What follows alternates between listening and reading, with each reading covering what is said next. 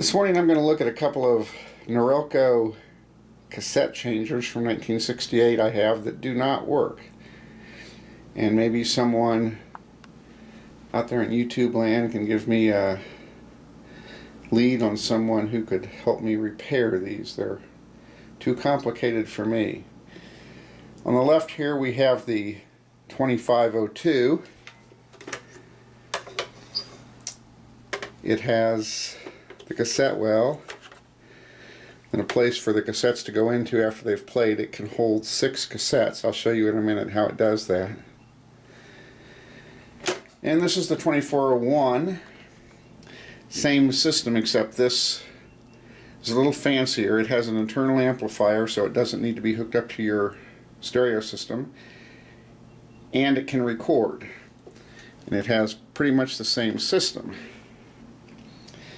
The 2502 does need to be hooked up to your stereo receiver, and it cannot record. They both use one of 2 types of cassette units.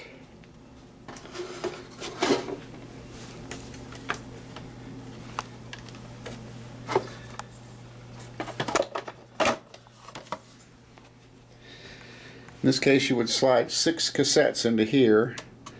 They would drop down into the well. And then as they played, they would get scooted over into the return compartment and then slowly flipped over and put back up here so you could listen to both sides of the cassette. 6 cassettes, so that's a long playing time. And they also came with a much smaller square container that would just play 6 cassettes, scoot them into here, and then you would have to manually flip them. I don't have one of those.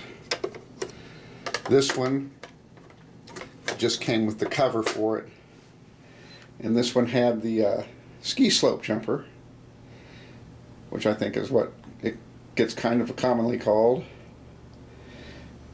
but no container. But these are interchangeable, so I could use that ski slope for either one. Were I ever able to get these fixed. Now the 2401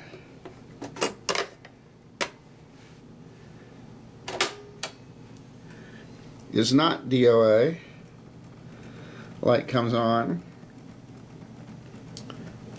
spindle moves, but I cannot get this to go down. And I can't figure out what it would take to do that, to put cassettes in. Also, the controls don't seem to have any effect. I'm assuming that's pause, it doesn't do anything. Stop does nothing. Reverse actually pauses it for a minute, as does fast forward. Does nothing. So I'm not sure what the situation is there, but it's not DOA. The 2401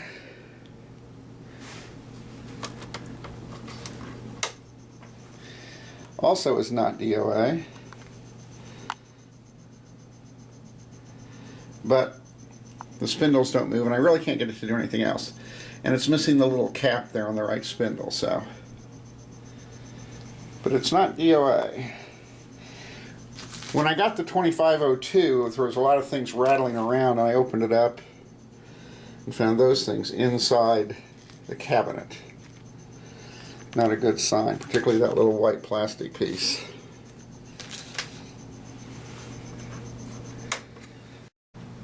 Looking at the back sides, you can see speaker outputs to your amp, a mic input, and 2 other inputs.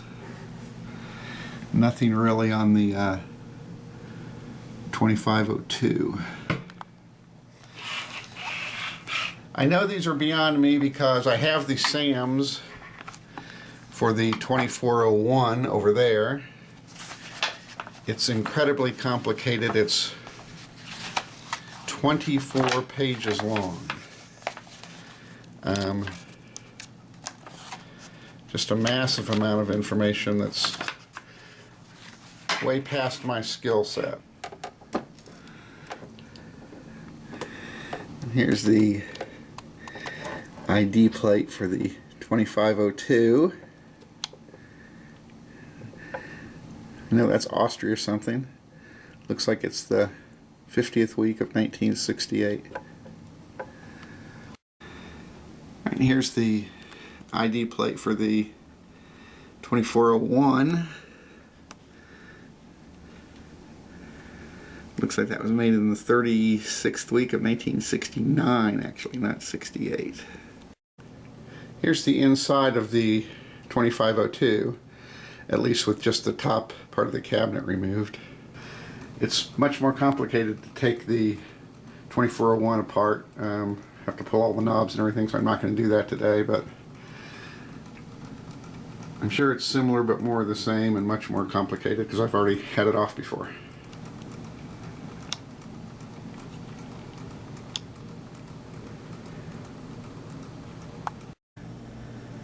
There are my two Norelco cassette changers from the late 1960s, the 2401 and the 2502.